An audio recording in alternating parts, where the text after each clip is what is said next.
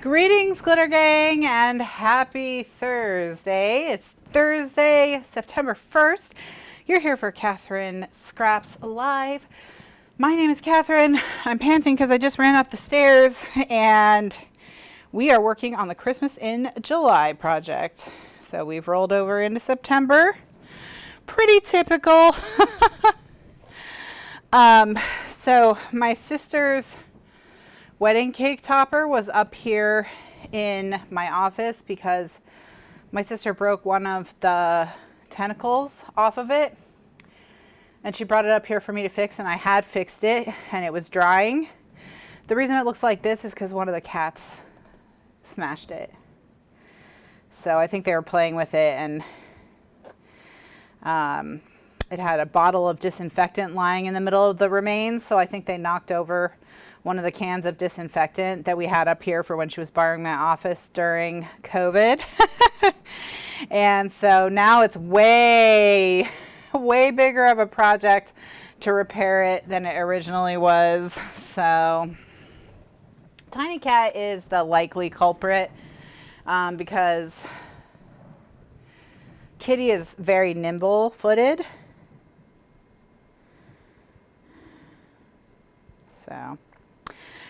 So she doesn't knock things over. She's just like, she's very delicate. So with her feet, it's really funny because she's the biggest of the cats, and she's like, she's not just a fat cat. She's also like, she would be big even if she wasn't fat. You're going to hear my voice change because I'm going to be walking up and down the stairs, and my microphone goes with me when I change floors. But this shouldn't be it shouldn't be echoey for too long. Hold on.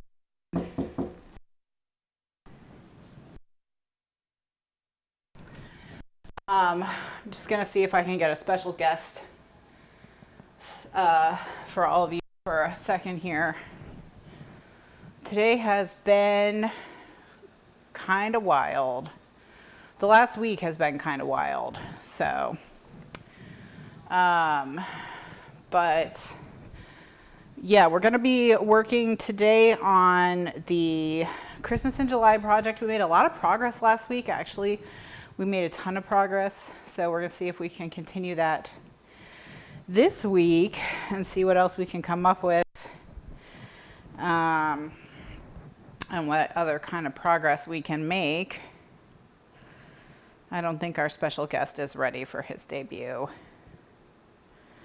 So we may not see our special guest. Alas. Okay. Well, maybe another time, friends. All right. So let's get to work on this project. Alrighty. So I'm back upstairs. And well, I'm breathless because I'm running up and down the stairs. I've just been up and down the stairs like 3 times. And it doesn't matter how many World Health Organization workouts you do. I guess getting up and down, maybe I need to get a Stairmaster so I can just get good at going up and down stairs. Okay.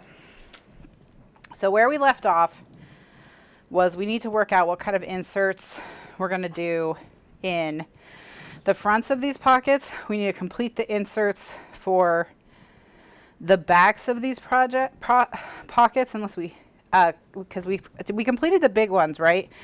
Yeah, we completed the big ones, but we needed to do the small ones. And so that's what we need to do to finish up the red ones. And then we can work on the green ones. What I kind of want to do with the green ones is get them matted so we don't have to keep dealing with all these clothespins and such. So maybe we'll do that. Maybe that is where we will start. Okay. All right, so these are, oh right, I reprinted them. That's what okay. It's like, why are these cut weird? What was I thinking? Because I reprinted them, right? That's what happened. Okay. All right, so we are gonna do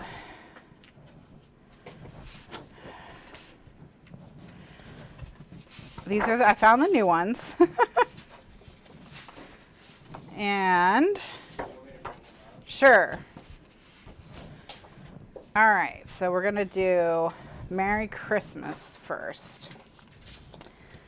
Oakley dokily. All right, that's this one. So let me get this cut. And when I cut it, I need to reduce it by 1/4 of an inch. So right now, each half is the exact size of the front and the back. So I just need to cut it down. We have our special guest. All right, here we go, buddy. What's going on? Have you been up here before? I don't think so. I mean, he's been up here, but not on the... I don't think he's been on the desk. Sniffy sniff. Meow. Of course, right in the back where all the cables are. Hi, buddy. Hi. How you doing? So this is Marcel. Yeah, he's out. I didn't think he would want to hang around long. But that's Marcel. Say hi. I think he did squeak at you guys while he was up here, so. Is Tiny? I think Tiny's still under the bed. If she's still under the bed, you can go in there and check. Then just close the door on her because she's fine in there. Just make sure he doesn't follow you. He's running away.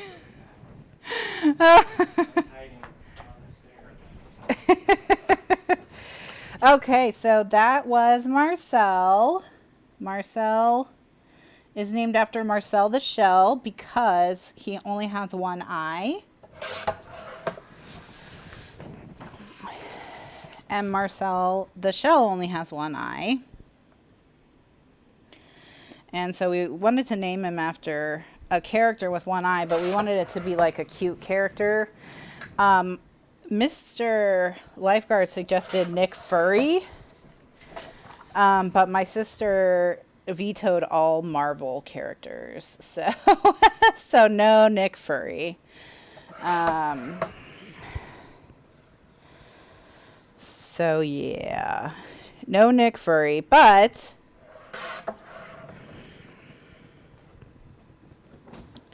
hey, are you coming up here? What are you doing? Oh, oh! What's up? You're a maniac. Come here. Yeah, come here. Mew. Mew. Mew. He's gonna pounce on me. You gonna pounce on me? Yeah. No, don't eat that. No, no, no. Don't eat that. No cables. Can you not eat a cable right now? Oh, no. Oh, God. He's pouncing on all the cables. Come here. Come here. Oh, back downstairs. Wow. So, Marcel, we don't know what his deal is because kittens are supposed to sleep for like 20 hours a day or something, but Marcel sleeps for approximately 20 seconds a day. So, and all he does, he just races around like a maniac the rest of the time. Hey. Hey, are you being a maniac right now? Are you being a maniac?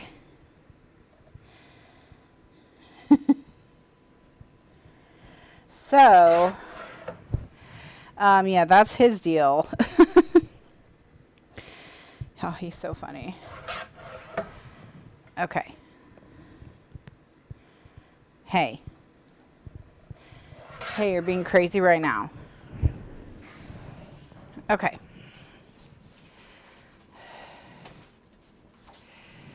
So he is, whoa.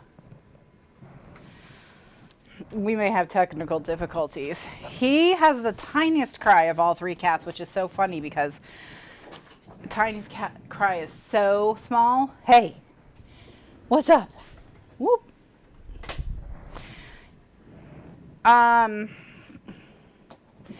That's that sounds like the fake info they give you about newborns.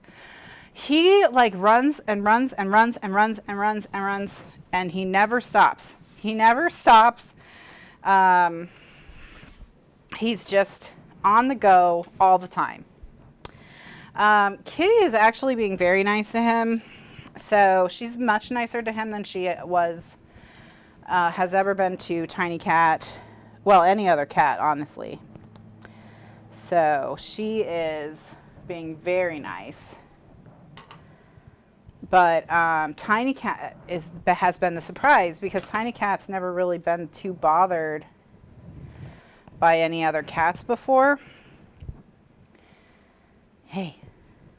Hi. I don't want you to eat this glue, but let me get you a little feather, okay? You can have a feather.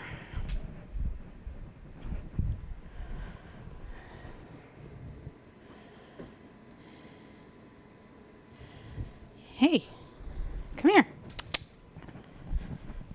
Do you want this? What if I take the feather off this, huh? Then you can have it.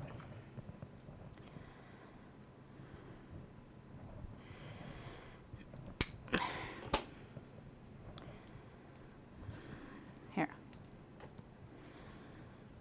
I know, I'm trying to give you a feather, but it's like tangled. Here you go. You want string. You don't want it. What about a feather? Okay. Hey.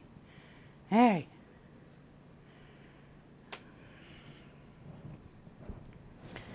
Okay.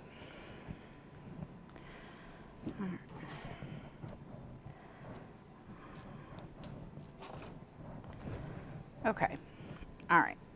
There you go. Okay. Hi, buddy. Hi. You want to stay on the desk? No, you don't. All right, you're off.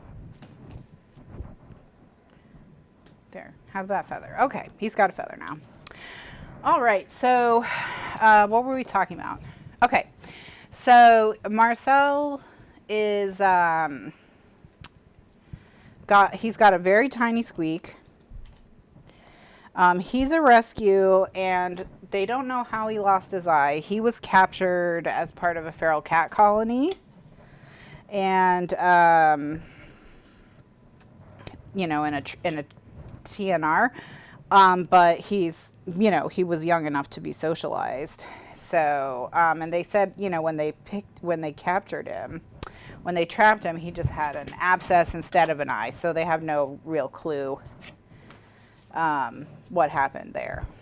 They don't really know. But he doesn't even know he's missing an eye. Like, he clearly lost it really young and is adapted. And hey, kiddo, how you doing? No. So he's just, as you can see, totally fearless, totally unconcerned. He's got great, like, he can jump and catch things. It only really seems to be an issue for him with water. When he wants to drink water, he has to pat the water surface with his paw to figure out kind of where it is before he can drink. And that's really the only thing that he has had to kind of adapt towards, as far as we can tell so far. So, Marcel is very social. He loves cats, loves people, loves cats more than people, I would say. And of course, loves Kitty. Loves Kitty. So Kitty is his favorite. And Kitty is actually being nice to him. So I don't know if it's because she can tell he's a baby or if the socializing just went better. No, please don't run off with, okay. No, okay, all right, great.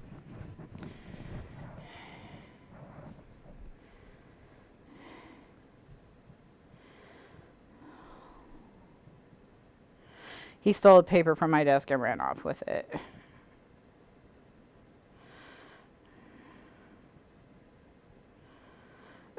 He just ran right down the stairs as soon as I tried to take it.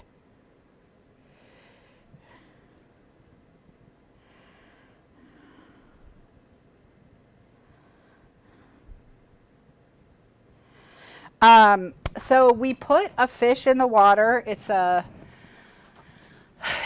fish that goes in dehumidifiers. It has silver balls in it to keep bacteria from growing in the humidifier. And so we put that in the water, and all he did was play with the fish. Like, he never drank the water. So I don't know what the answer is with him. But he drinks plenty of water. So we also put ice cubes in the water, and he just played with the ice cubes. So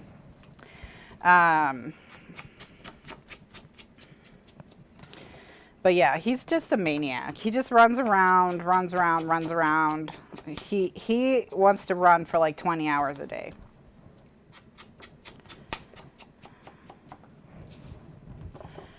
So, and oh, we got to put our magnets and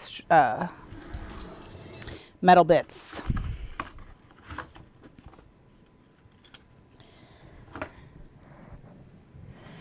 So yeah, he's just a total maniac. So Kitty, but like I said, things have been going well with Kitty. So the first time they met, you know, we were doing the whole socialization process, and are you back? Did you bring what? He brought me the paper back. He brought the paper back. So, okay. We have the paper back again. But other things he does that we would prefer he didn't do are, he thinks his litter boxes are sand boxes, and he just gets in them and digs and digs and digs.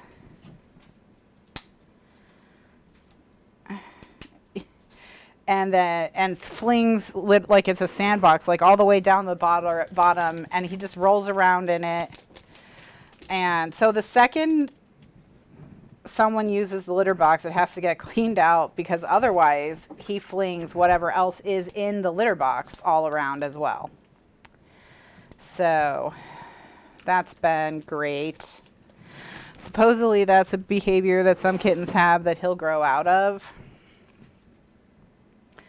So, okay, so let's just talk really quickly about, I'm going to press this into place, and then I'm going to put tape over it.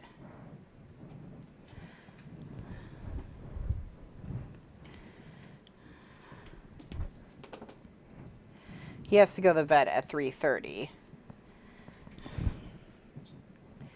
Because we just learned from the rescue people that when he was taken to the vet, because he was in a quote-unquote emergency state because of his eye, they didn't do any of his shots. So he hasn't had any of his shots, which they apologized and said they'll pay for them and all that, but he's got to go get all his shots today. So yeah, he hasn't had his kittens, his normal kitten stuff has not been done. All right, so do we want this on the back or the front? Before I cut it, I should have figured that out, huh? I probably would rather have this on the back, to be honest.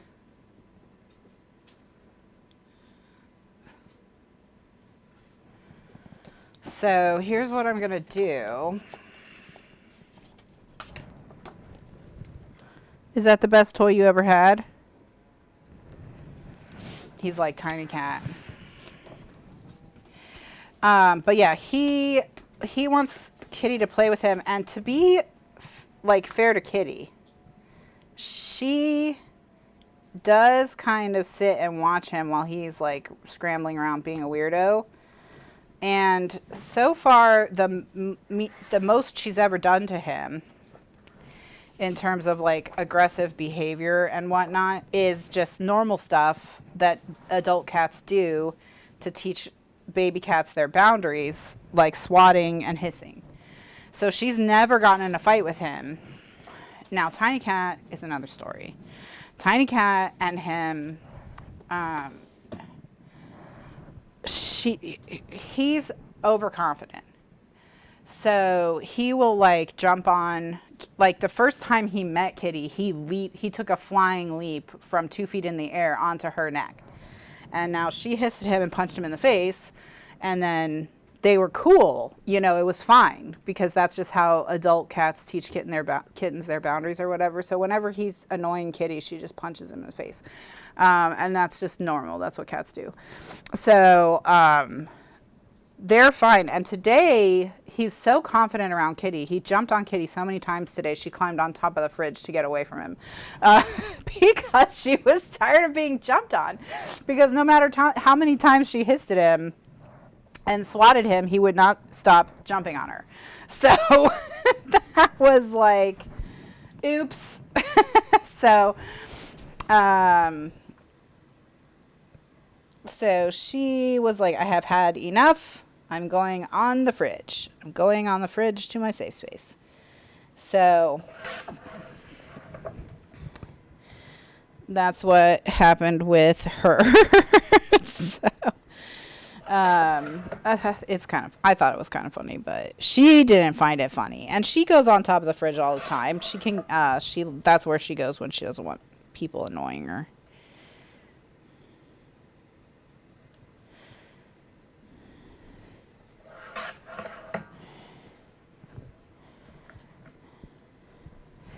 Okay.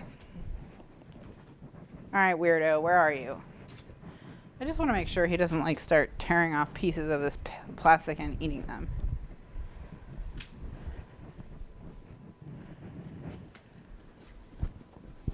Marcel, where'd you go?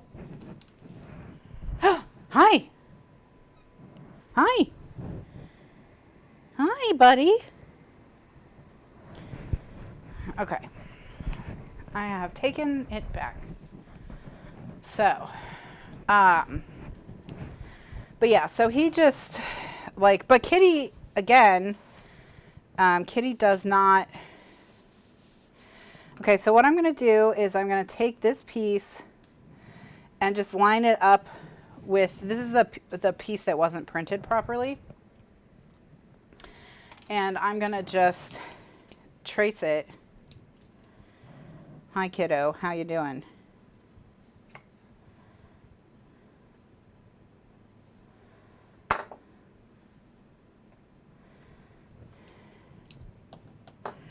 Okay, so I've now traced the edge, and then we're just going to cut it 1/8 of an inch down. Hey, what's up, dork? Huh? What's up?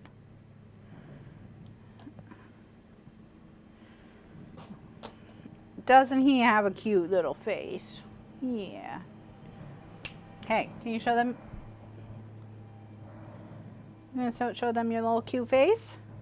No? Okay. All right, bye.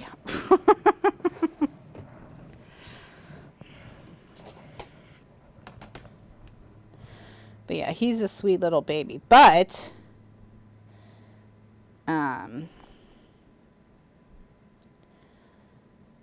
so yeah, I think he and Kitty are going to be fine. I think they may even be friends. Tiny Cat, on the other hand, that's been rough. And it's been complicated by Kitty. So, basically, the first time he and Tiny Cat met, when he was, they were formally introduced, after she'd stopped expressing interest in his room he was in isolation in, she had a very negative reaction not just hissing, but growling. So she was growling.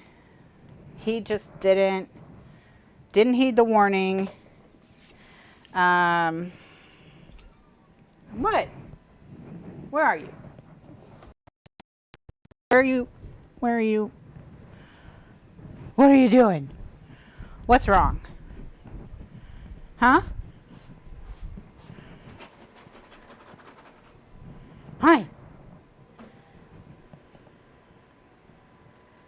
You want to play more? You want to play more?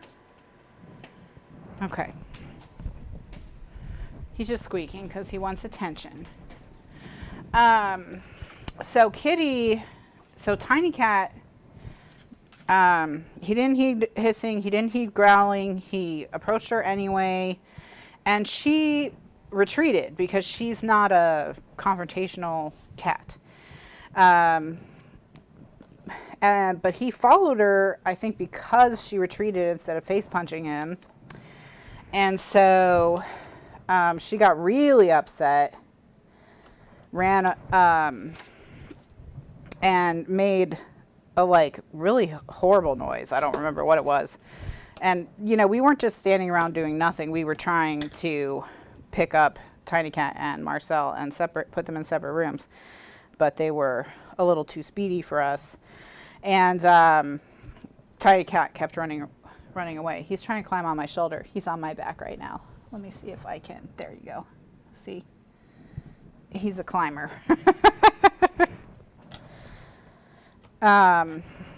So Kitty was attracted by the like really angry noises Tiny Cat was making, and she just ran right up to Tiny Cat and immediately like started fighting with her. And they had the worst cat fight the two of them have ever had that I've ever witnessed. We broke it up, and then the two of them ran to another room and started again. So, and then over the course of about 2 days, Tiny Cat and Kitty had 4 fights that were started by Tiny Cat reacting to Marcel. So we have gone all the way back to square one, where Marcel cannot be in the main part of the house while Tiny Cat is in the main part of the house.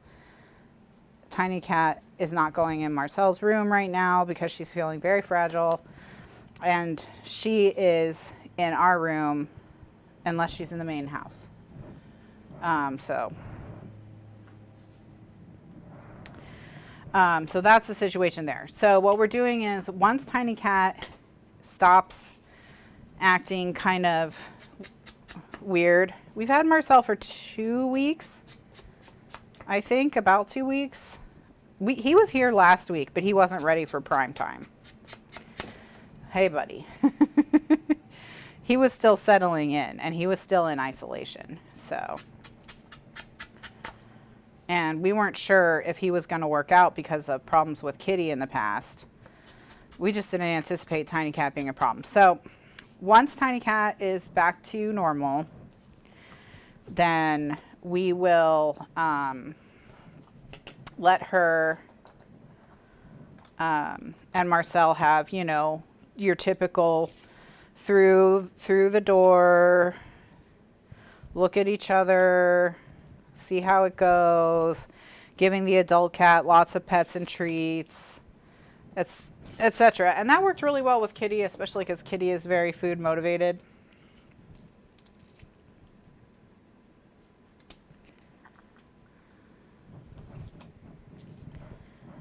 So she responded very well to that.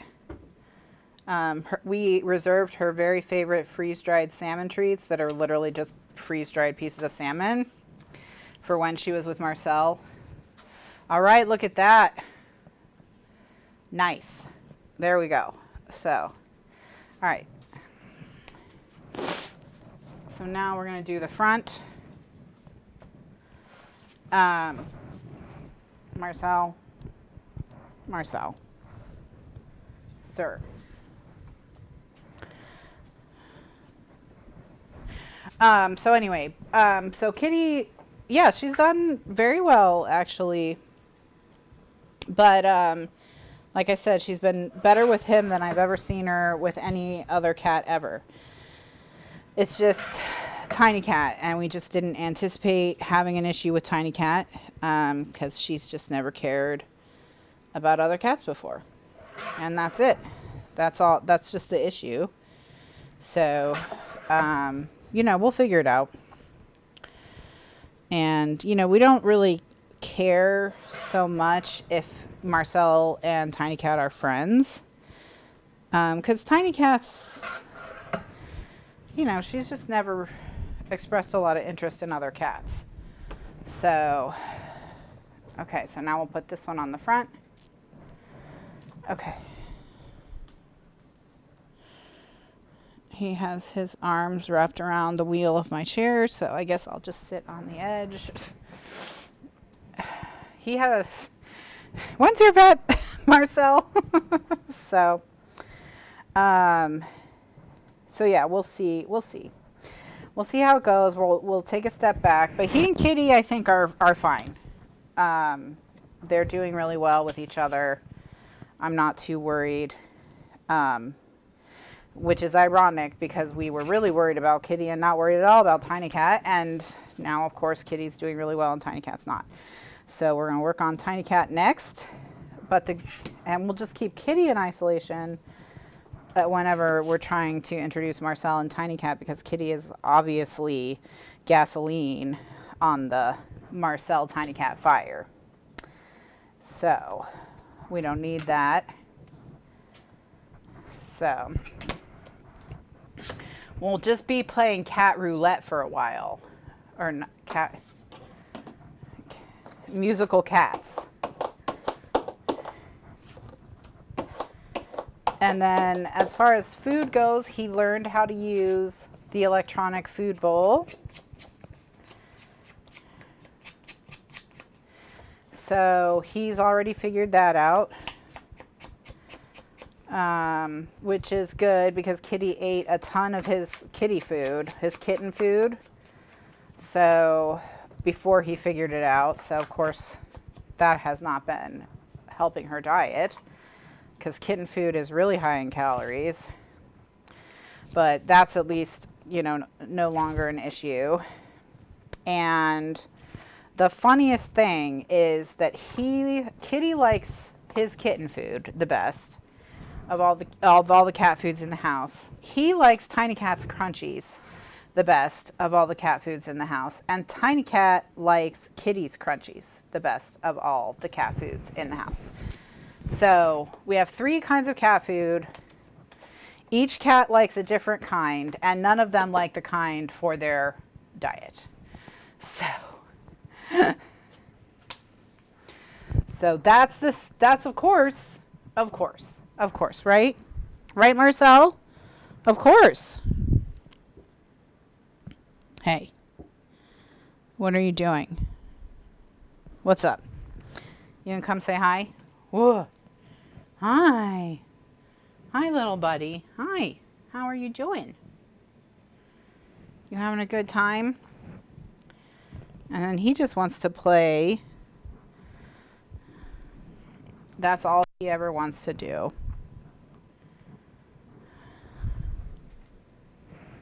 All right. He's sitting behind me on the chair. Okay, so now we just need something to go here. What do you think, Marcel?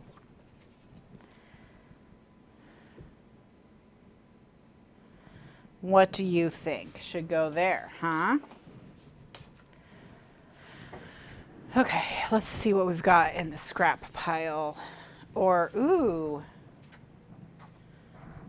maybe we'll have, yeah.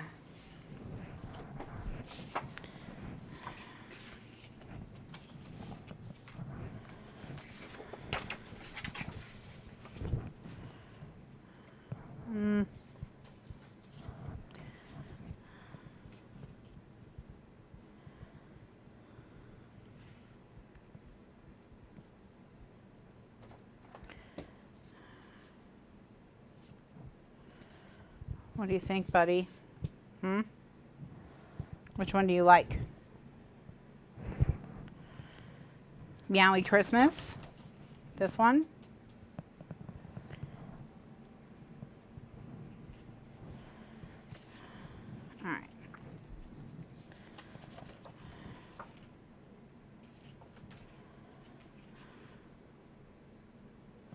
It's you, Oh Holy Night. Hi, buddy. Yeah.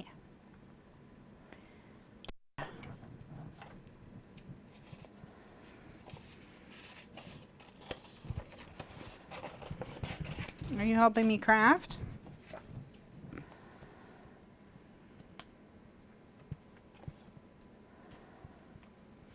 Are you destroying the binding? Do we need to be destroying the oh, watch your whiskeys. Watch your whiskeys. You don't want to clip your whisks.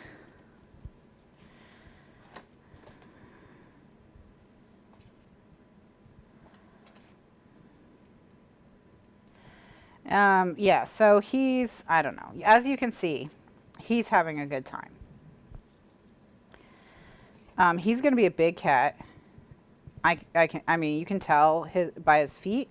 I think he's going to be close to Kitty's size. Okay. Like, look how big his back feet are. Look how big they are.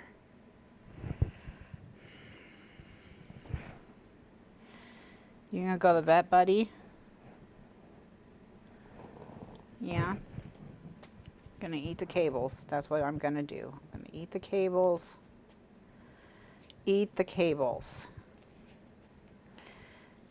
If we thought Stormy was gonna cause technical difficulties, why do I have a feeling you're gonna be more trouble, huh? You're gonna be more trouble, buddy. Yeah.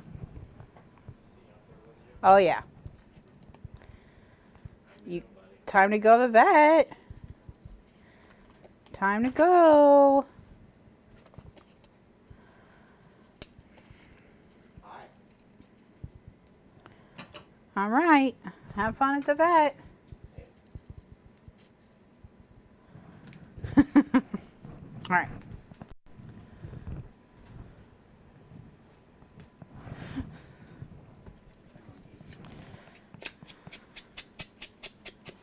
All right, everyone say bye, Marcel. All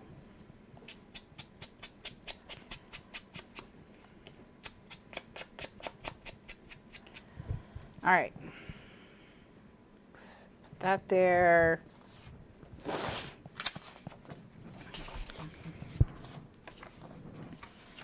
All right, so Marcel is off to go get his shots, have a little checkup. Oops.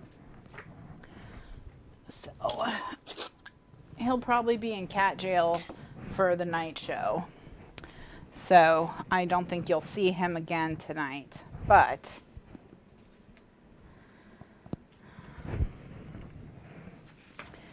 at least you got to meet him.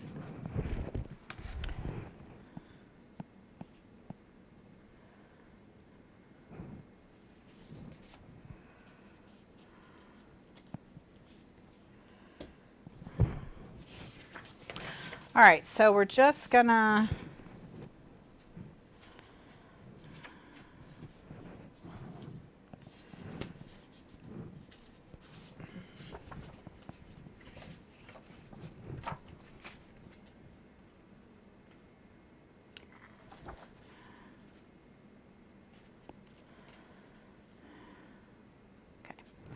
gonna cut this. So yeah, he's gonna be in kitty jail later. So I'm glad you got to see Marcel. Okay, 3.5. I think they're square. Yeah, 3.5 squares. So I'm gonna cut a 3¼ inch square of this.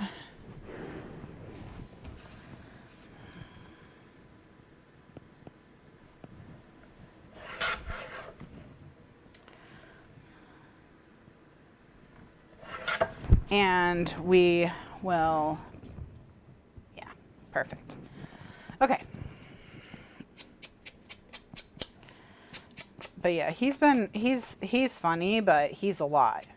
I mean, I've just been exhausted. Between, you know, because I'm the one with the most flexible schedule, so.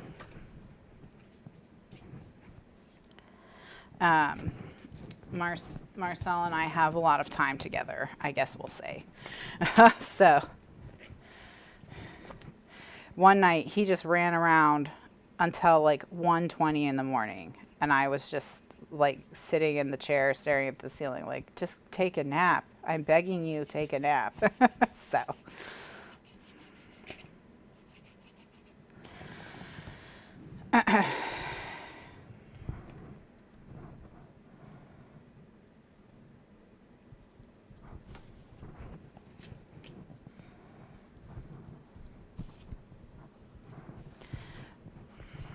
But yeah, hopefully, I have hope.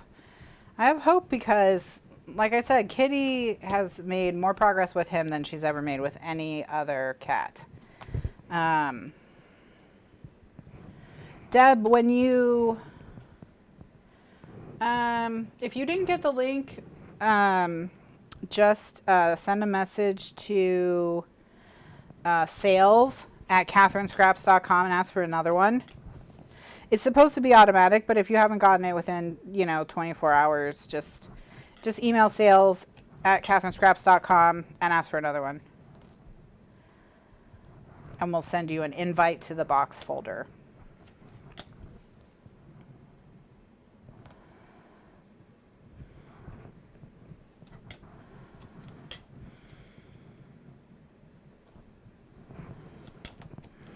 He needs a cat-sized hamster wheel. It's true. It's true. He needs one of those cat treadmills. He desperately needs some kind of way to burn off energy. And it's so funny because he has a toy that's it's kind of like a little snake tail. And I can run him back and forth, make him jump, make him climb chairs, do all this with that thing to where he's lying on the floor panting. But yeah, it's supposed to be automatic, but if you don't have it, then just send that email and Mr. Lifeguard will send you a new one. He'll be panting. I mean, he'll just be lying there with his mouth open, clearly exhausted. And if that thing so much as moves, like even if I just want to put it away, he just is immediately back in action. Immediately back in action. Okay, so I'm feeling a lot better about this because it's going to hold itself closed and all that. So let's continue on with them. All right. So yeah, I don't know where the energy, it's an endless font of energy for someone who's supposed to be sleeping 18 to 20 hours a day. So it's a lot of not sleeping going on in Marcelville. So I definitely think that kittens sleep X number of minutes a day thing is made up. It's propaganda for the kitten lobby for sure, because he is not only not sleeping for 18 to 20 hours a day, but he is running around like a maniac for 18 to 20 hours a day. So, all right. Okay, so what I'm going to do is I'm going to cut this one down to 5 1/4 by 8 1/4, so that it matches the replacement and we can use it on the pocket. And then let's get the replacement.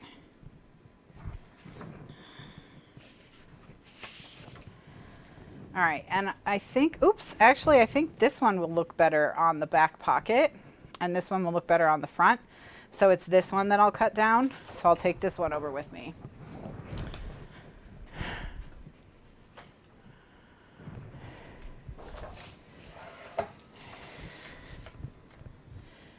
But yeah, he's just funny. He's a funny little guy.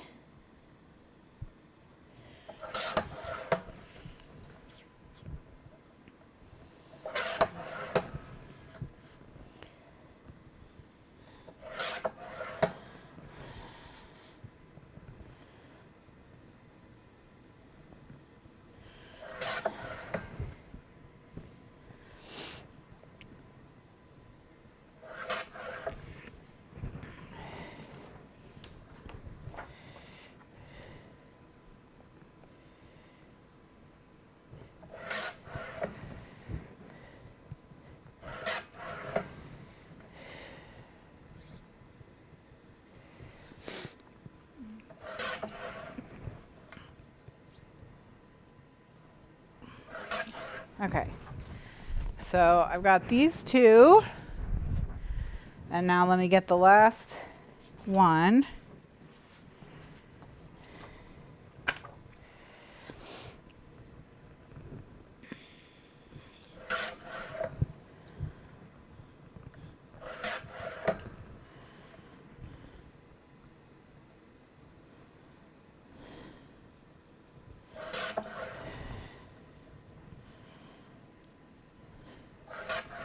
All right. So we've got these three. This one I'm going to set to the side. These two I'm going to ink.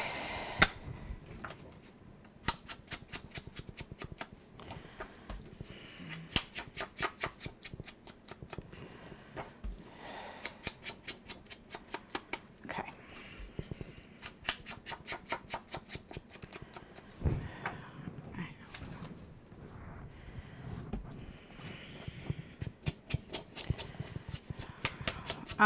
So let's see what else. I did end up reading, it's not book club this week.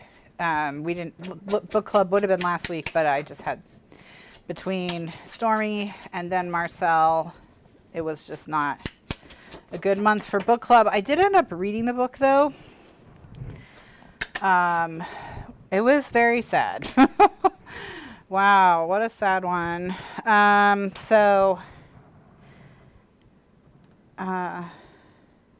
Yeah, I don't know how many of you read A Place for Us by Fatima Farheen Mirza, and if you didn't, don't feel bad because book club was canceled. But if you did read it, what did you think? I thought it was very sad. I always feel really bad when a story revolves around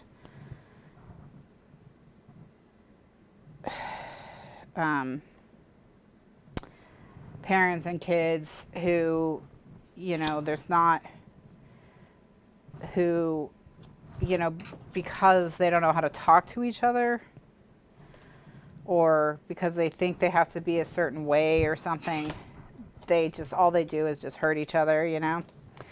And of course, you know, that's not what they want. These kind of family stories are always such tragedies to me. I always feel so bad. So,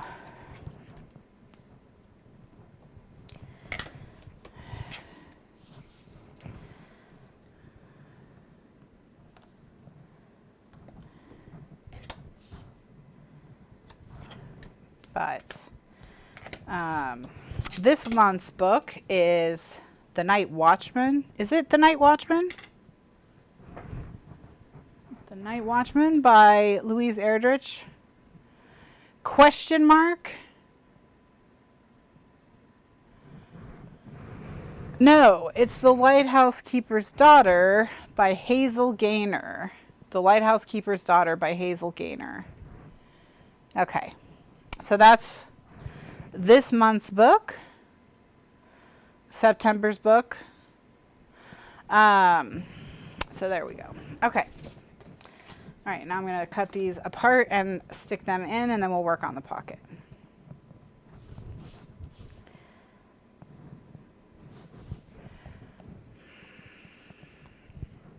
So we got to episode 5. Oops, I got to put the disc.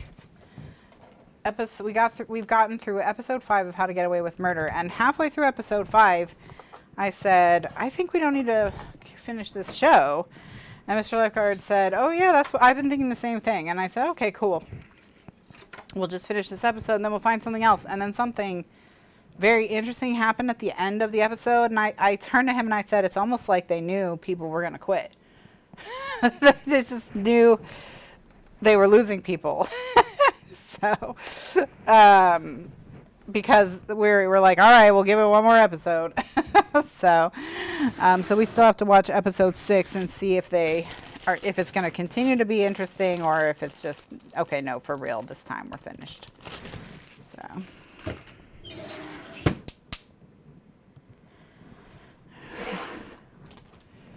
So we're working on that. And If that doesn't work out, I don't know what we're going to watch. I tried to read The Sandman. That was not for me. So now that I know I don't want to read the series, I think I'll just maybe try watching it.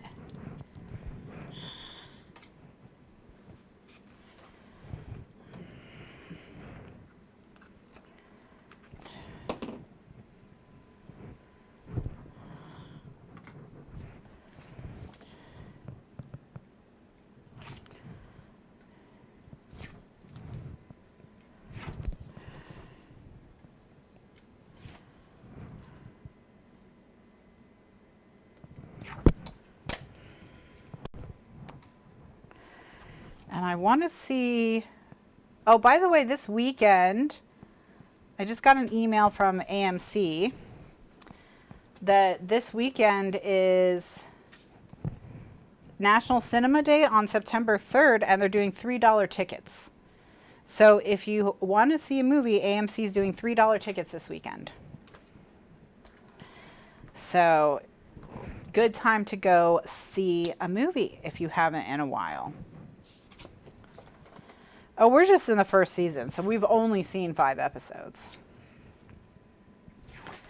So I think her character is very interesting and complicated. I don't know. I don't know what I don't.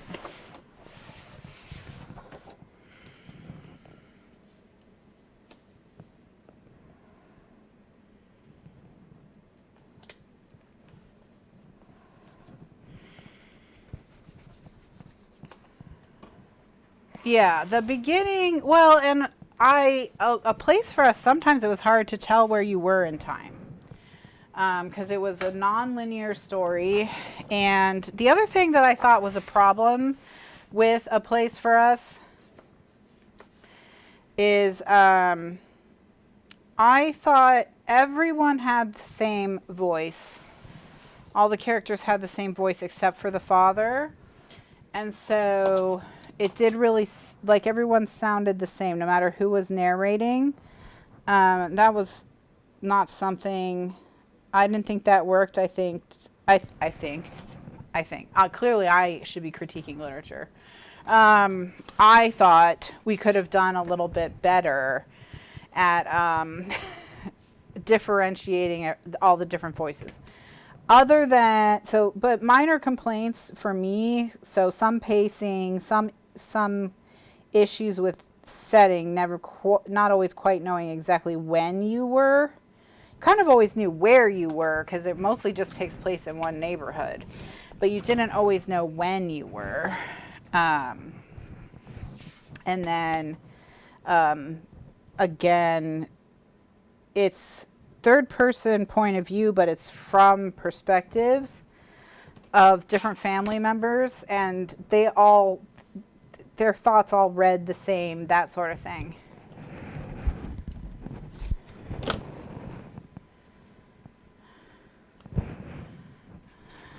Your theater is showing Jaws. Interesting.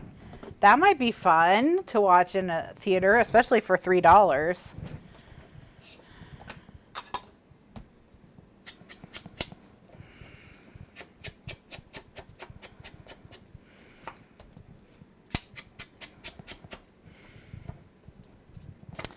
So, yeah.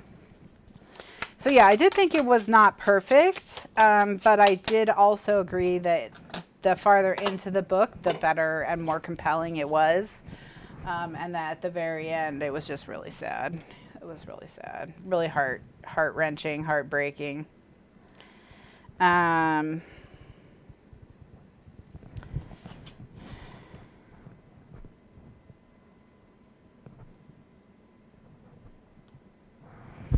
So,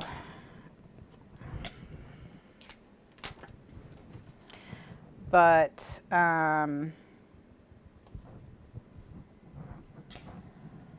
yeah, I think more work on the character voices would have really made it, you know, very compelling, very compelling.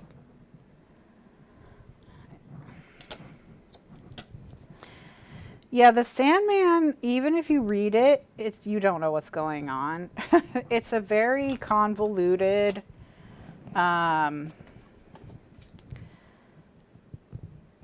complicated story, and it's very like almost like vignettes, more so than a straight through this happened, then this happened, then this happened. So you're bouncing back and forth in time a lot. There's all kinds of characters that you don't like, they just come and they go. And then one thing that I don't like, and this is interesting because, so I don't know how, if I've mentioned this, but I read Good Omens by Terry Pratchett and Neil Gaiman, and I disliked Good Omens so strongly that I decided I never needed to read anything by either Terry Pratchett or Neil Gaiman after that. And over the years, kind of rethought that and thought maybe part of what I hated about Good Omens, which was the tone, a lot, I just didn't like the writing style. I had always thought it was more Terry Pratchett responsible for that. Having now read some of Neil Gaiman's writing, I'm not sure that's correct or fair. So I have decided to read a book by Terry Pratchett. And a friend of mine who loves Terry Pratchett and has read all of Discworld, I asked them which is the one that, if I'm going to like any of them, is the one that I'm going to like. They said Monstrous Regiment, so that's the one I'm going to read. And then after I've read that, then I'll know for sure if I don't like both of them or if it's just one of them. And it's really funny because this same friend who is a Terry Pratchett fan is also a Neil Gaiman fan, and said that they thought I might like Anansi Boys by Neil Gaiman much more than Sandman. And I said, it's too late.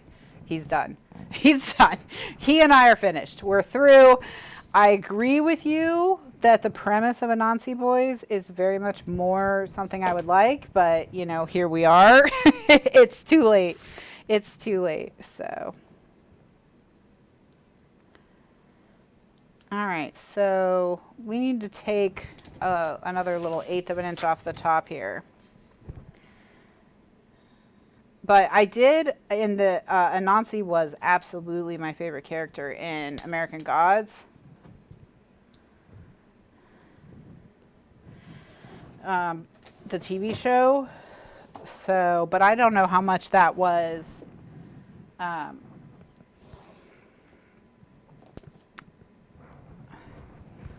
the actor or the original writing or what, and I'm not, I don't need to read it. I don't need to read any more Neil Gaiman ever again. All right, so I'm just going to cut 1/8 of an inch off. Cutting 1/8 of an inch off something is kind of annoying.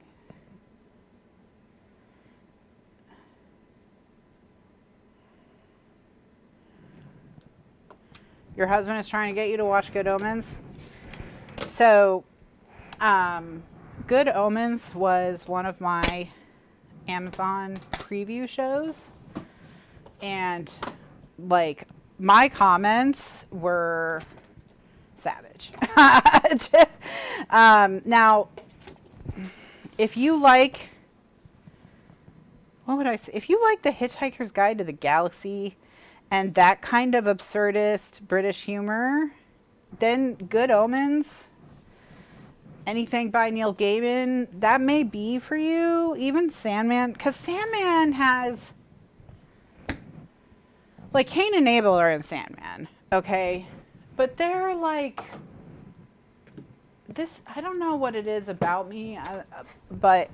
And I read Piers Anthony as a kid and enjoyed Piers Anthony. So again, I don't know if this is just like not the right time. Like maybe I could have. I read Good Omens in high school though, so I'm just gonna say it's possible. It's not. It's possible it was never for me. Gonna be for me. But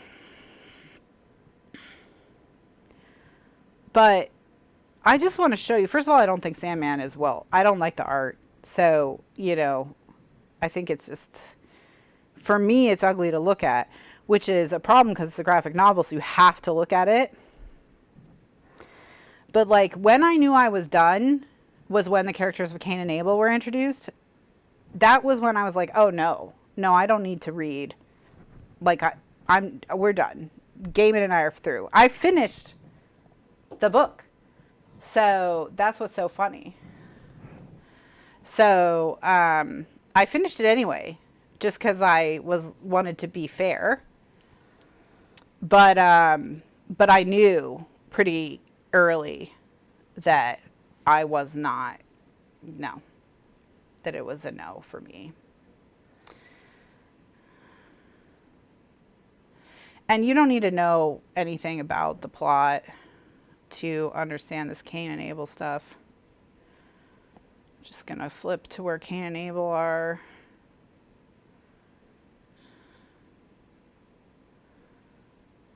Okay.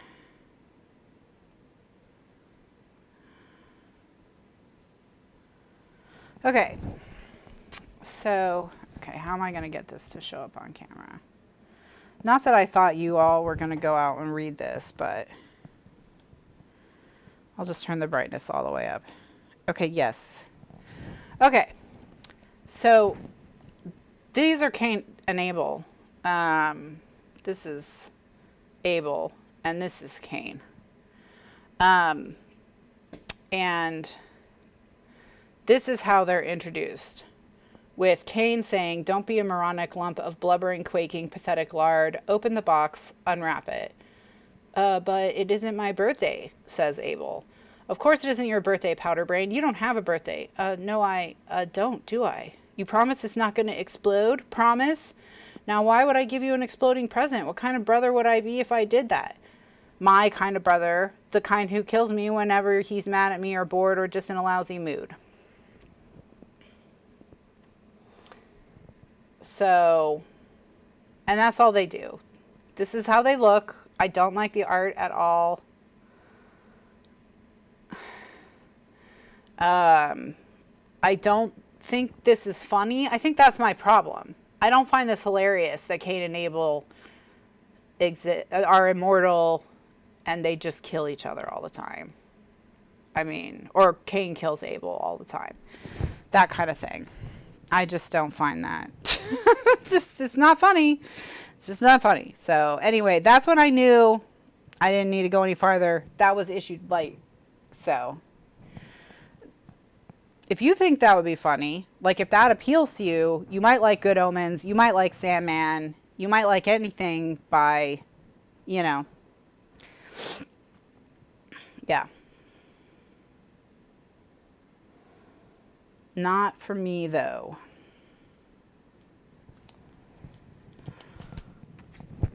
Not for me. Okay. All right. So we've got this one. Oh, we need to do. All right. So with this one, let's do the little mug, because let's put this little mug, because we have this other mug over here. And maybe we can, no, it's got to be just the mug. So if we do the mug in some kind of saying,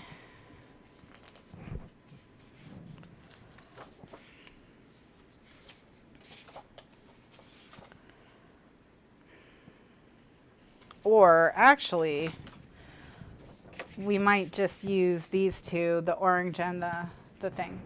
So anyway,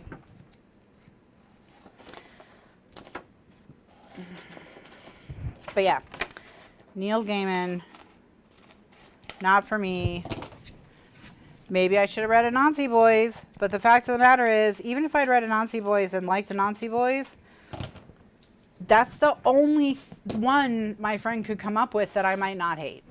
So it just sounds like we're all in agreement that he's not the writer for me. So now we find out if Terry Pratchett's the writer for me. I think the answer is no. We shall see. We shall see.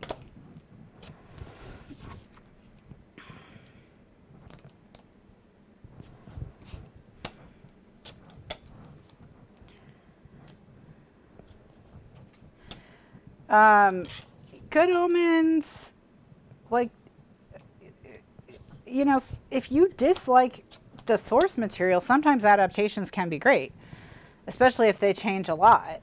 You know, there are some adaptations that work better in ways than the originals. I think here, the girl with the girl with the dragon tattoo. I think that there's pacing issues with the girl with the dragon tattoo that in the book that are not there in the movie. So that's an example of an adaptation that can improve upon the source material. The Handmaiden is an adaptation that I think is an improvement on the source material. I mean, it's not often that I think adaptations are improvements over the source material, but it can happen. And it's, of course, much more likely to happen if you didn't think that the source material was perfect or you don't love the source material.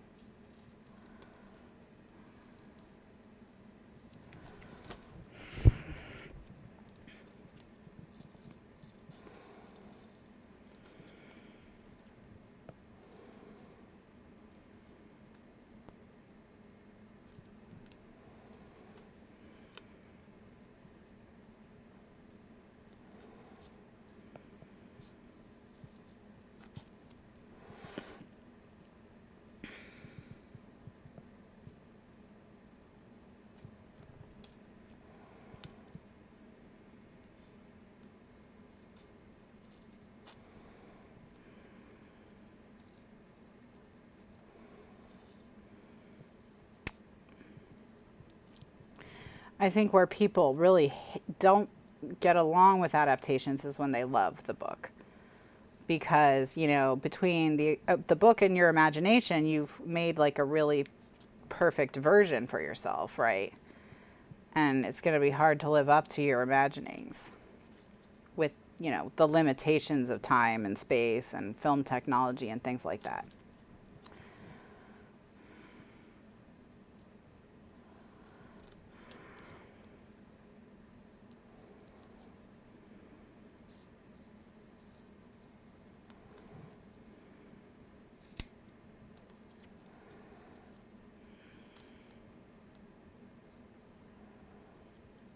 There was a thread on Reddit the other day that was, what are the books that you think are funniest? And they're like, these are the ones I'll list. And it was like The Hitchhiker's Guide to the Galaxy, something by Terry Pratchett, and something by Neil Gaiman. And I was like, all right, this list is terrible.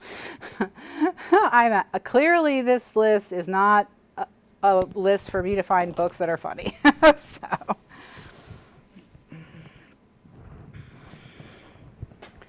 That being said, I do like Hot Fuzz, so I don't know, you know, which is absurd.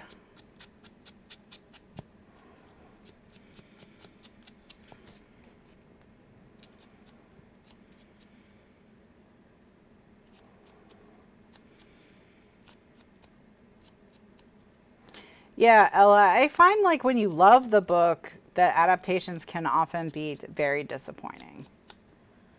I mean, they're not always.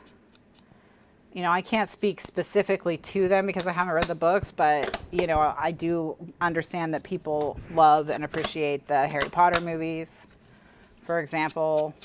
I think those are considered to be very well done adaptations. But I don't know, you know, I'm not a Harry Potter fan. So I've only seen maybe 3 of the movies.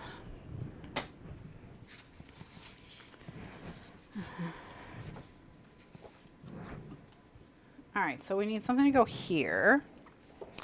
And I think I'm going to put these presents so that are left over from the other placeholder.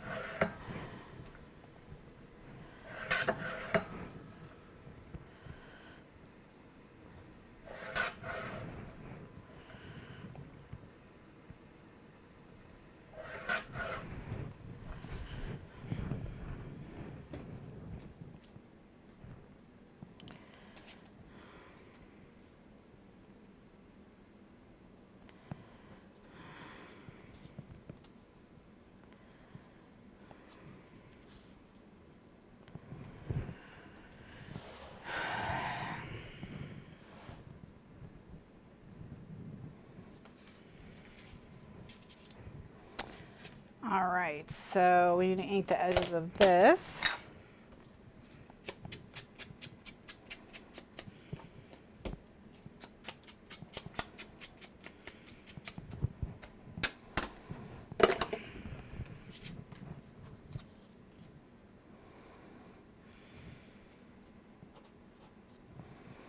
All right, so I'm going to put this one down first. And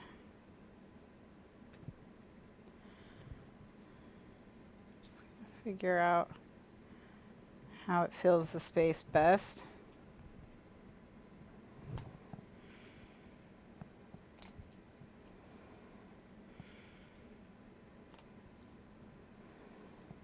You were just going to give Harry Potter as an example of a good adaptation? Yeah, so I think, you know, good adaptations exist.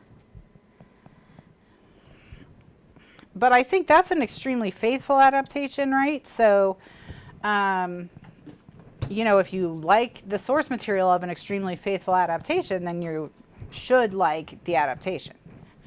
The Lord of the Rings would be another example of an extraordinarily faithful adaptation that doesn't make a lot of changes or take a lot of risks. And so, you know, people are often fans of both.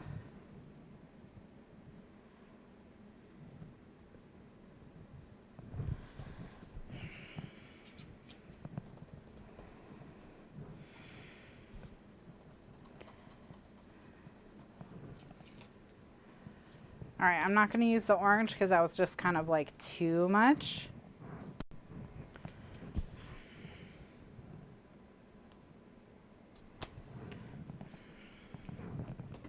And we have the present poking up, so it's cute enough.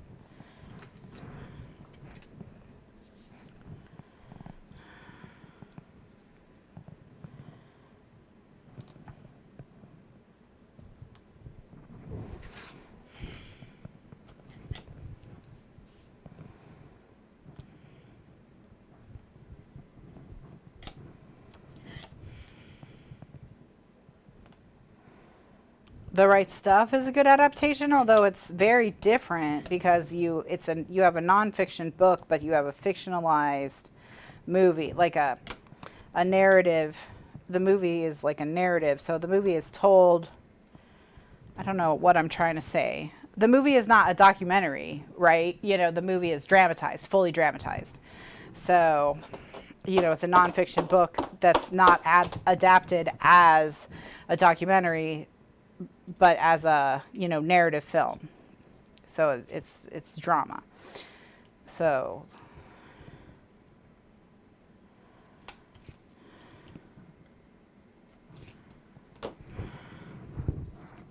I learned that Bullet Train is a book.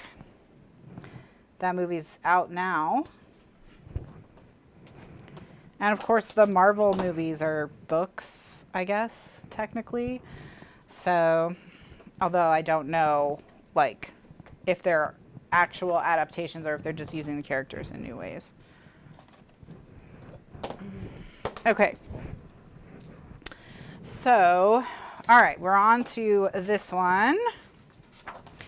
So let me get the magnet before I forget.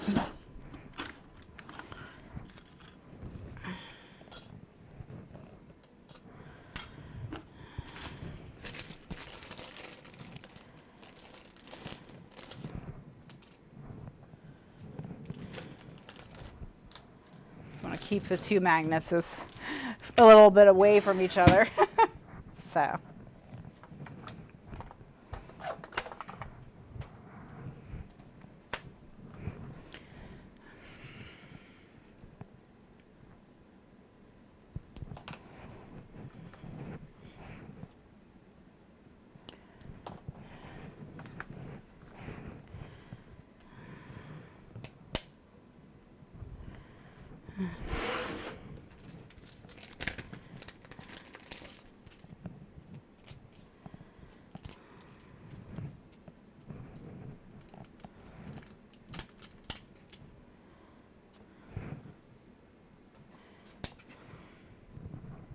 Well, I know Judy also read it. She really enjoyed it. the where the crawdads sing.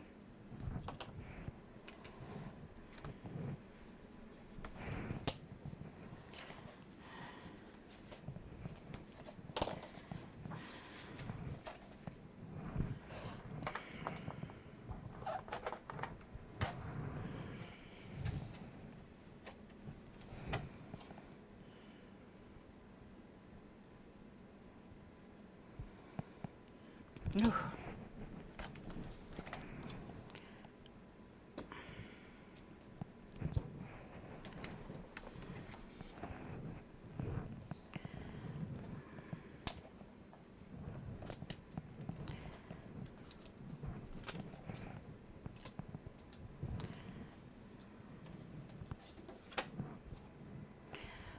But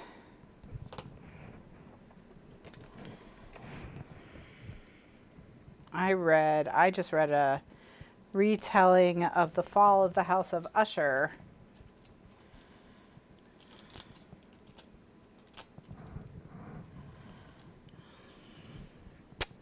Very spooky. Called What Moves the Dead. Okay.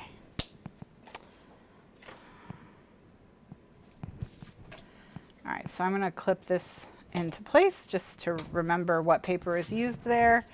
And so for this, of course, I want to put this on the front. So this is the one that I'll use. So let's go grab the reprint.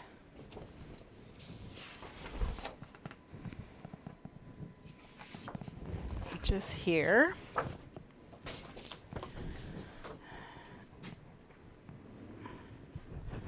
All right.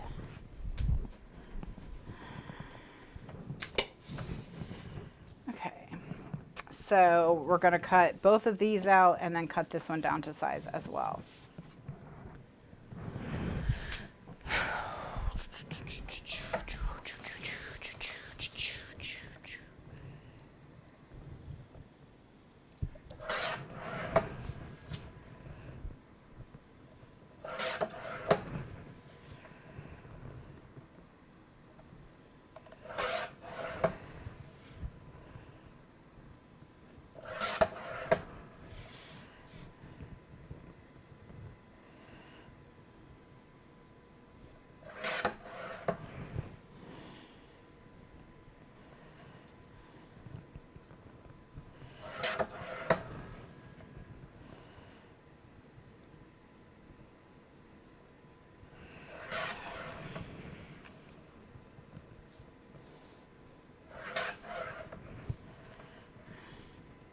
So once again, I'm cutting these down to 5 1/4 by 8 1/4.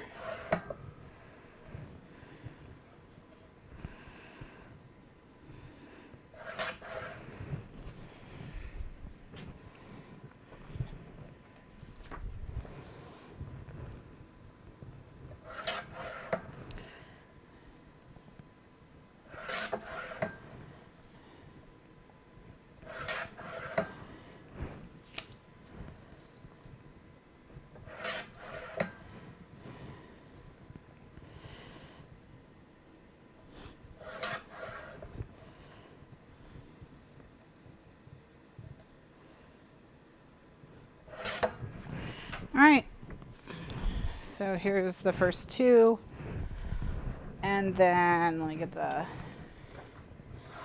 last one.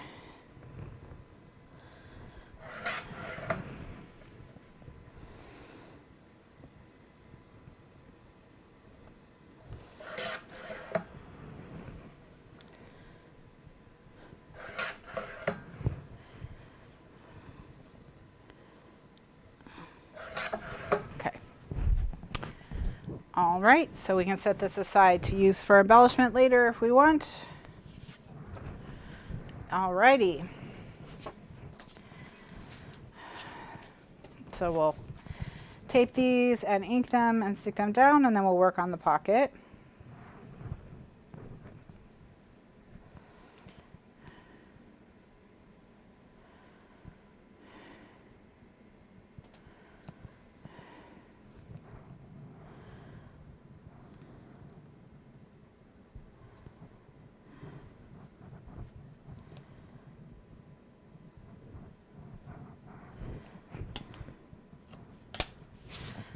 Alrighty.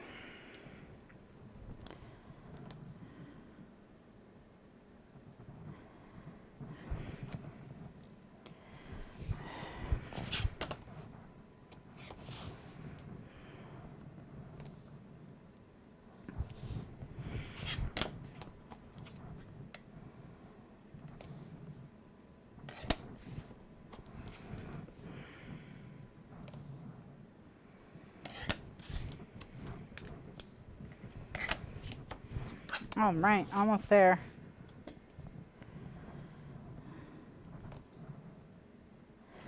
Oh yeah, so now there's some actors that like it's because of past roles or whatever, I just can't stand to look at them. And I mean, maybe that's not fair, but it's just like it's just too bad if you were on Tutors. It's just too bad for you. So, or like, oh, who else? Mark Ruffalo. Before he was in Marvel, he was in some, like, he just was played a he was just like played a sleaze so often. I just can't see him. Like, I just see his face and I'm just, I just can't get over it. So, and then of course there's actors who like done terrible things. So then it makes it hard, you know. Tom Cruise, he is weird. He's a weirdo. Kevin Spacey, of course. There's plenty of them, you know. There's plenty of them. So, but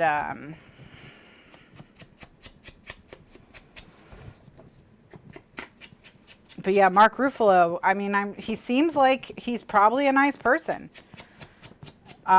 He's even been in some romantic comedies, but by the time he was in those romantic comedies, he'd already been too sleazy in some independent films I'd seen, and I was like, ew, I can't watch him in a romantic comedy. So, unfortunately, oh yeah, Mel Gibson.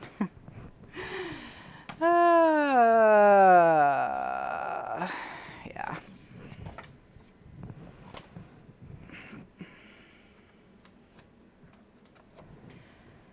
Yep. There's plenty of them.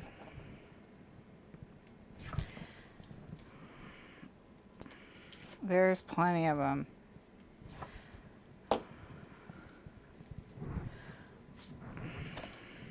Well, The Usual Suspects was one of my favorite movies in college. So, but I haven't watched it since The Reckoning. The Reckoning. So,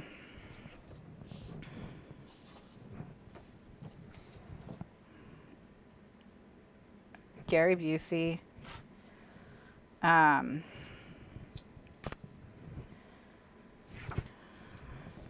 Yeah, I mean, there's lots of them. There's lots of them.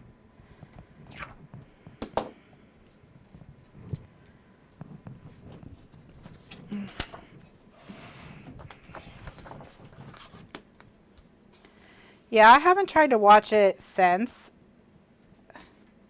but he's such a critical character. Like, he's the narrator of the movie and he's in every scene. So it's like, you know, it's hard. Like, it's very much his movie, right? So everyone else is just kind of there. So.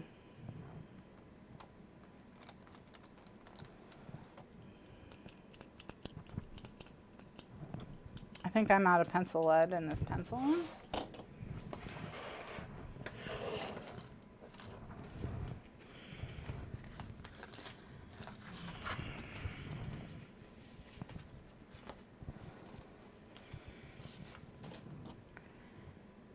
Yeah. How do I refill you? Is it...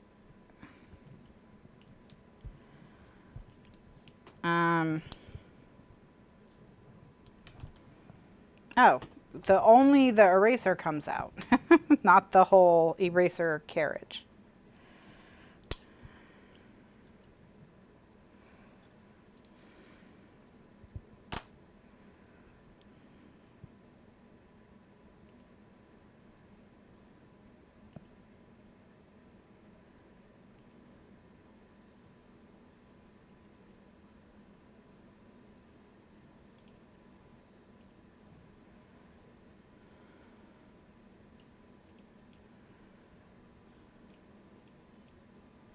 Who else? Javier Bardem.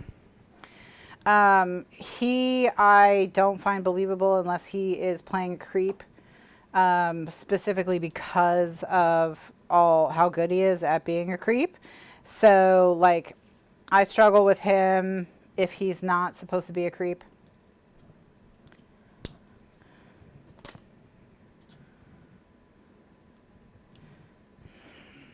Like, if he's supposed to be the good guy, or, you know. I'm trying to think if I've seen him. All right.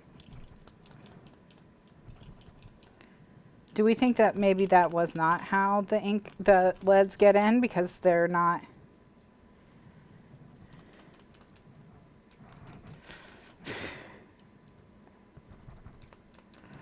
I can't seem to find one. I have so many extra erasers. So.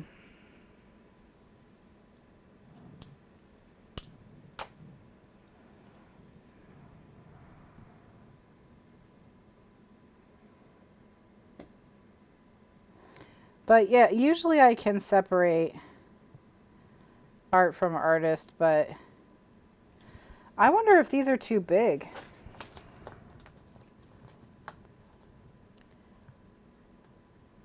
Because I do have...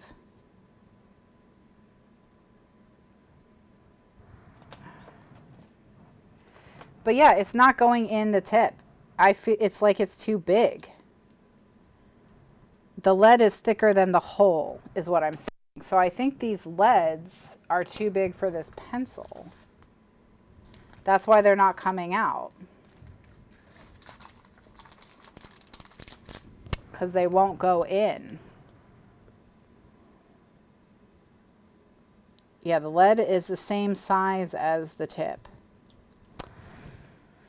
So, oh yeah, 0.5. It says right on here. Okay. Cool. All right. Why do I have so many dumb struggles? How am I going to get these leads out? Okay, 3, 4. I think I put 5 in. But maybe not.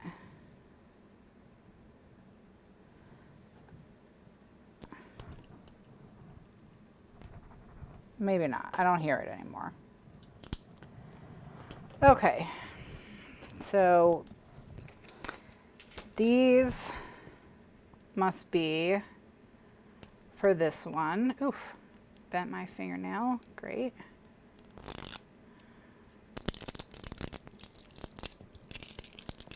All right.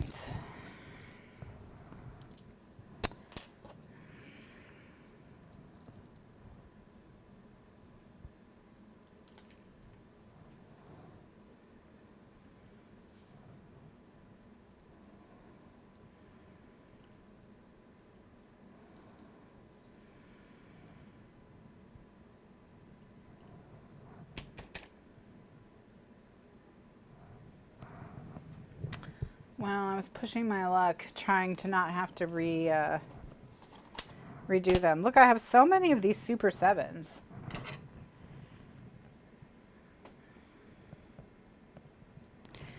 Okay. I think we're in good shape.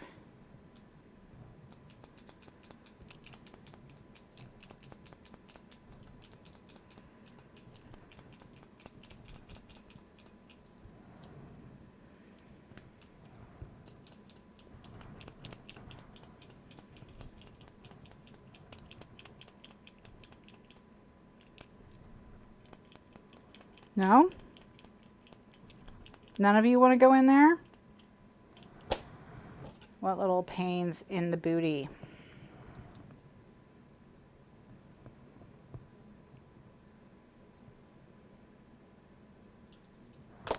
Booty pains. Okay.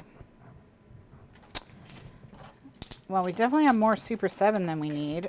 I wonder which pencil those go in. Okay.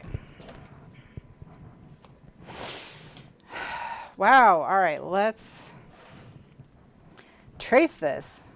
Goodness.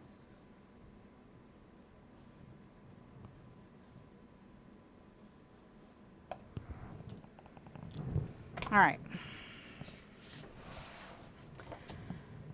Your pencil will only load from the tip. Interesting.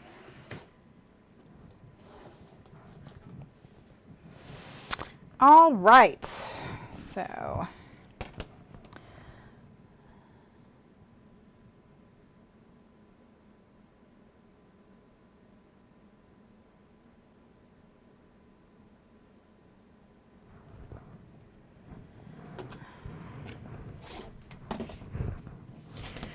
but yeah, there's all kinds of things that can put me off an actor, and it's not just their personal life, just even just roles they've had. Like I said, Javier Bardem, don't know anything about him as a person. Sure, he's just a completely nice teddy bear. If he's not playing a serial killer, I just assume he's playing a serial killer. So like Eat, Pray, Love, I was very confused when he didn't murder Julia Roberts at the end. Very confused.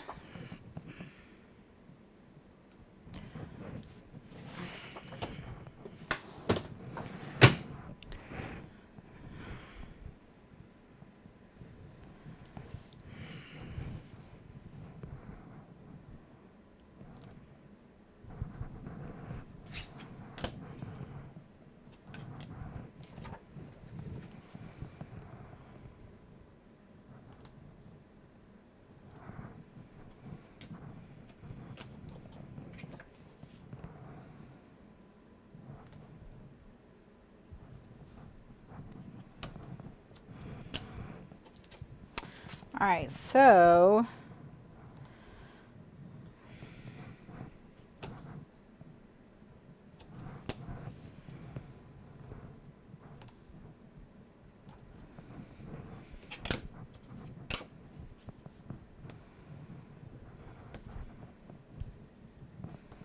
okay, got that pocket done.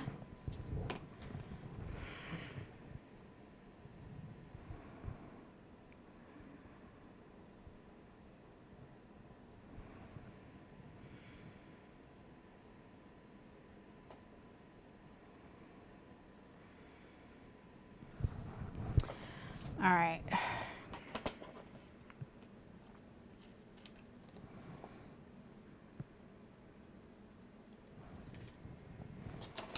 So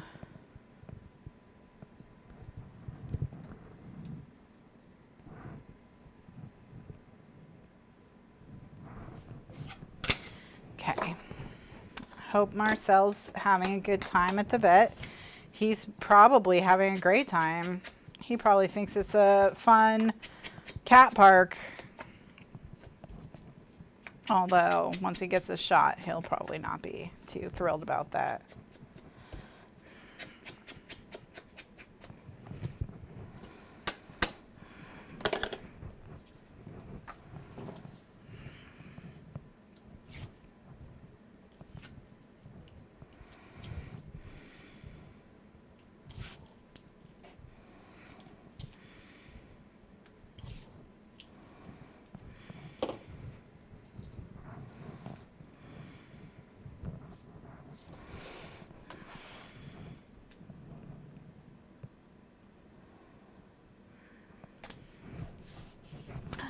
What a cute little pocket. I'm happy with how these little books are turning out, that's for sure. Okay, last one. We're almost done. I shouldn't have made this book so big. I know I say this every time, but honestly, why do I do this? Why do I give myself so many things to mat? Why don't I ever think? Why is my brain so small? Such a small brain. Such a small brain.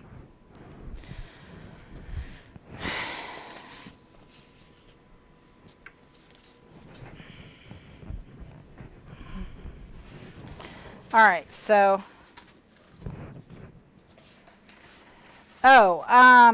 so he and Kitty are getting along fine. He and Tiny Cat not getting along at all. And his relationship with Tiny Cat, or his lack thereof, is problematic because for some reason, whenever Tiny Cat responds negatively to Marcel, Kitty attacks Tiny Cat. So Kitty and Tiny Cat have had their 4 worst fights since Marcel has been brought home, and he's only been home for 2 weeks.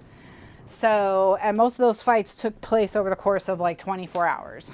So, we are starting over with Marcel and Tiny Cat. So, you know, because Kitty is the cat that historically has hated cats, you know, we worked really hard and we went really slow with Kitty. And Tiny Cat very quickly lost interest in his room. So we thought that she was over it. She was not over it. She was not over it. So, so we're just starting it over. She's got her safe space in the house. He's got his safe space in the house. They aren't in the main part of the house at the same time together. And we'll just start the whole reintroduction process all over again with the 2 of them. But he and Kitty, I'm not worried about the 2 of them anymore. So that's good. Because he and Kitty are doing just fine. Kitty's never done anything more than hiss at him and swat, which is normal adult cat behavior towards kittens when the kittens are doing things that annoy the adult cats. So she's acting very normal towards him. And in fact, today, I really thought he was going to get murdered today because he jumped on her and like repeatedly over and over and over again, trying to get her to play with him. And I could tell she was getting like really annoyed. But he, you know, after he jumped on her several times and she hissed at him and swatted him several times. And he's so funny. When she swats him, he's like a limp noodle. He just like collapses like his strings have been cut because he's just learned that if he does that, then she'll be cool, you know. So the second all she has to do now is just tap him. She's not even swatting him anymore, really. She just taps him on his head, and then he just collapses onto his back with his belly up, and just looks at her, and then she's over it. So that's them, you know, and that's fine. But yeah, Kitty and Tiny Cat, it's the 2 of them have been getting along the worst I've ever seen them. So we gotta figure out how to get at least Tiny Cat. My goal is kind of to get her to feel neutral towards Marcel, and then hopefully that will cut down on the kind of spillover aggression, the spillover fighting between Kitty and Tiny Cat. So, but yeah, I think it is like that. Melanie said, "Tiny Cat, how dare you not accept my adopted kid who looks just like me?" Yeah, it's just that's how Tiny Cat is. Okay, so now I've got to cut this one down to match this one. Like,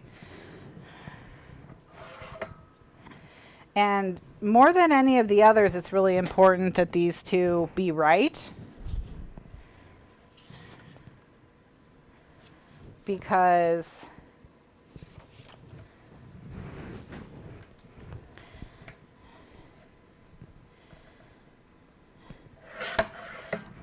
the tree needs to line up.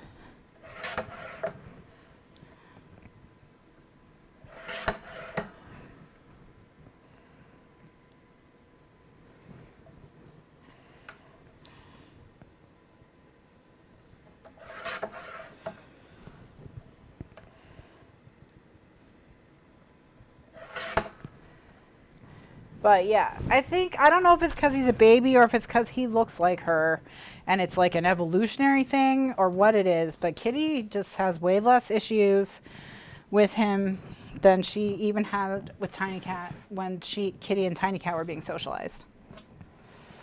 So yes, Stormy was an inside cat. They're all, I mean, they're all inside cats. You know, the vet asked, all three of the vets asked about that when Stormy got sick. Of course, it turned out to be cancer, and it was probably congenital, so it had nothing to do with that. But we said, well, they go outside, but on our lanai, and they all shook their head and said that wouldn't do anything. So he has not been outside yet. He is trying to figure out the cat door.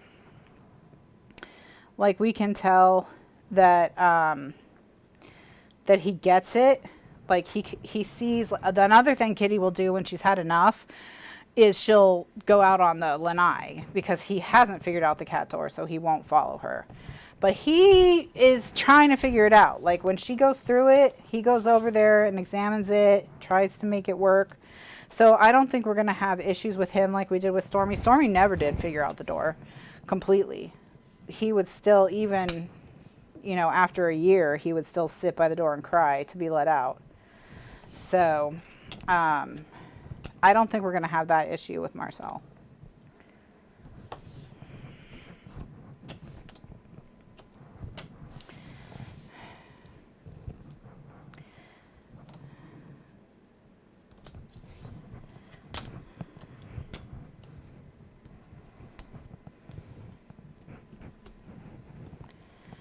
But yeah, the final vet is pretty sure that Stormy had congenital, probably kidney cancer, because his kidneys were she said they're very malignant and very small and not formed properly.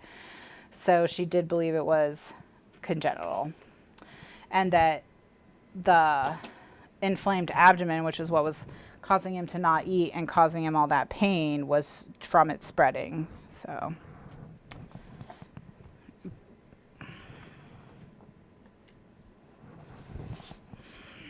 yeah, she's pretty sure. She said that they can't say for sure, because without a biopsy you can never really make that diagnosis, but that she didn't think it was necessary to do a biopsy, and she was, you know, it was one of those things where she's pretty sure, you know. So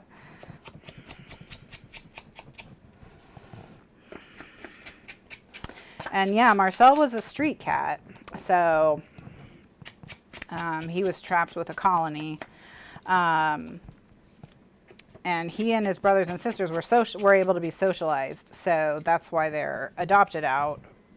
But his mom and her friends were not. They got TNR'd, so.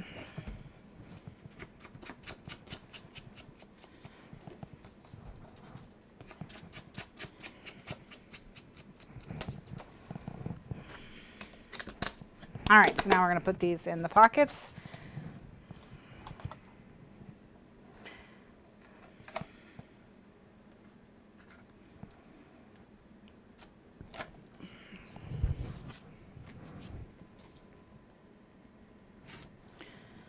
But yes, Tiny Cat's still recovering from her peak anxiety.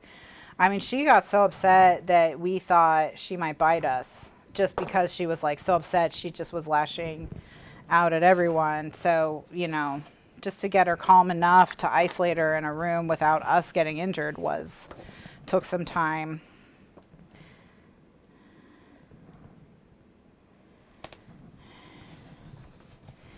So we're just being very gentle and affectionate with Tiny Cat right now.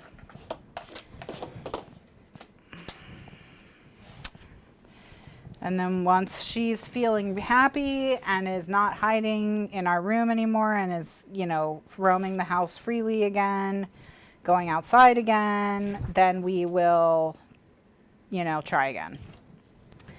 So we'll see. But the good news is we don't have to worry about Kitty attacking Marcel.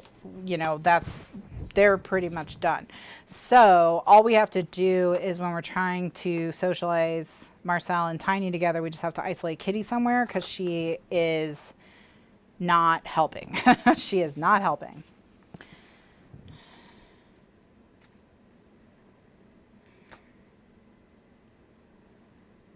But yeah, I don't know. Like I said, I don't know if it's because he looks just like her, or if it's because he's a baby, or if it's both. But Kitty has decided Marcel is cool.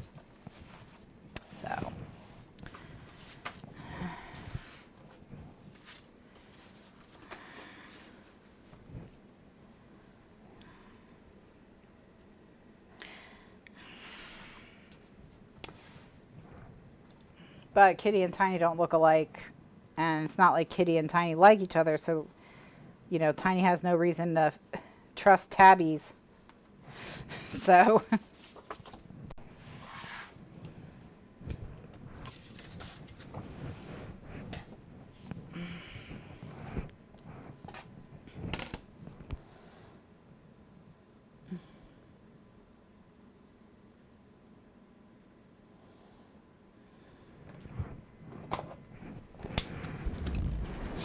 Oops, I cut the wrong way. Darn it. Oh well, it's fine.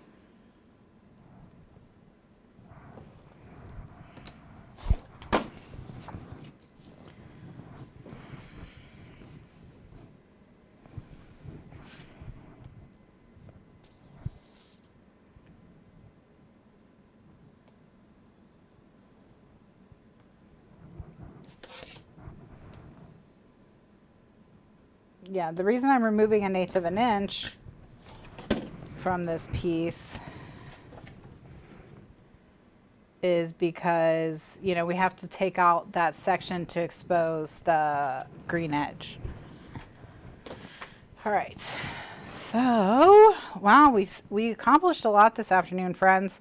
We've got all the green books completely matted so that we're not going to have trouble. Like, we're not going to have to worry about those clothespins and keeping all those papers straight anymore. So when we come back tonight, we'll work on the inserts again for the back pockets. And then depending on how that goes, we will either move on to figuring out inserts for the front pockets, or more likely, you know, we'll be that'll take the whole show to do those inserts. But we'll see. We'll see how long it takes to do those inserts. Hopefully it won't take too terribly long, but we want them to look cute, and making things look cute does take some time. So, but I think it's going to look really cool when we flip through the book at the end of the show today and see these green folders with their really nice matting, with these awesome book pages from the 8.5 by 11 version of the Dreaming of Sugar Plums collection. I have that paper collection linked in the video description below, as well as a link to the tools that I use and access to the archives and all of that good stuff.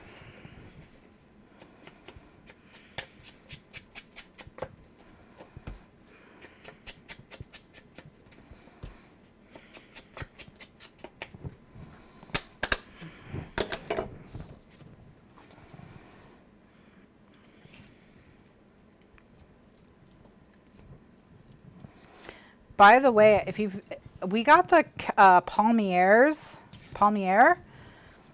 elephant ears or something like that. They're heart-shaped. They're like a fried croissant. I don't know how to describe them. They're like if you took croissant dough and sliced it thin and then covered it in sugar and fried it. It's like if a croissant and a shortbread cookie, kind of like a cross between those.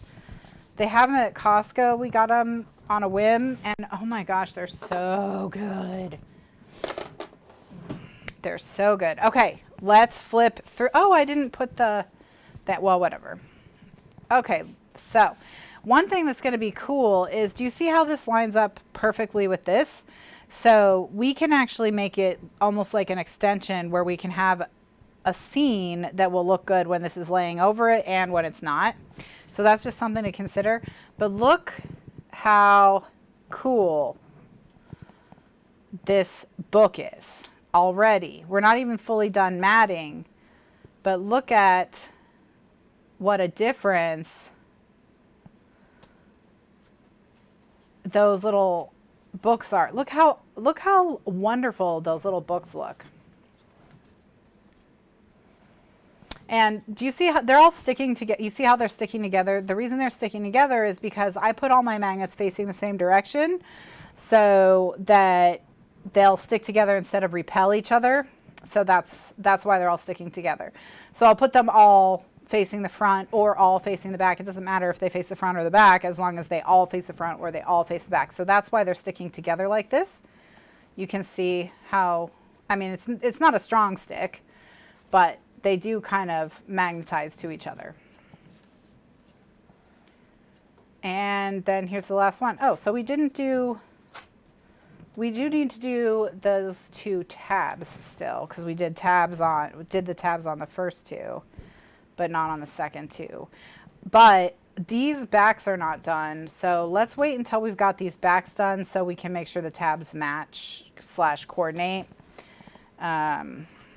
These backs were done, so we were able to get inspiration from them. Okay, so this is what we're going to be doing when we come back tonight.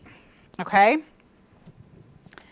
we're going to mat the last 2 folders on the back, and then we'll do these tabs when we're done with the matting, and then we will work on the inserts. So with the inserts, we did not get very far. We just have, you know, maybe even one. Is it just the one that's done? Yeah, we've only done 1 insert, and there's 3 inserts per. So there's 9 total inserts, so we've done 1 of 9.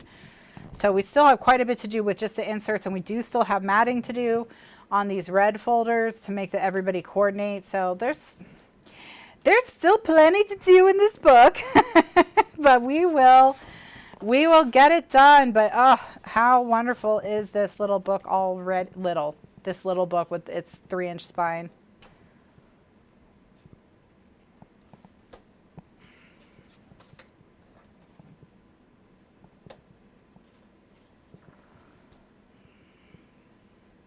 Love it.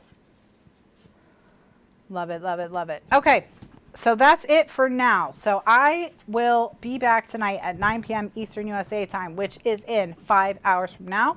So whatever time it is where you are now, just add 5 hours. That's when I'll be back.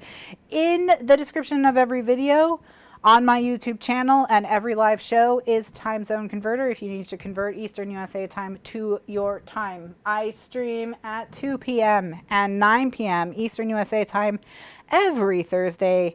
This video is part of a series. You can find the playlist on my YouTube channel, and I'll have everything, all the measurements, etc., all ready for you.